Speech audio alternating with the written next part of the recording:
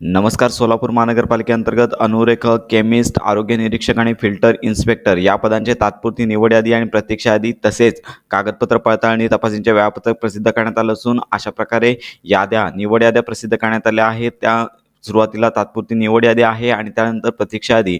अशा प्रकारे प्रत्येक पदानुसार याद्या प्रसिद्ध करण्यात आल्या आहेत आणि एक नोटीस देखील प्रसिद्ध करण्यात आली आहे.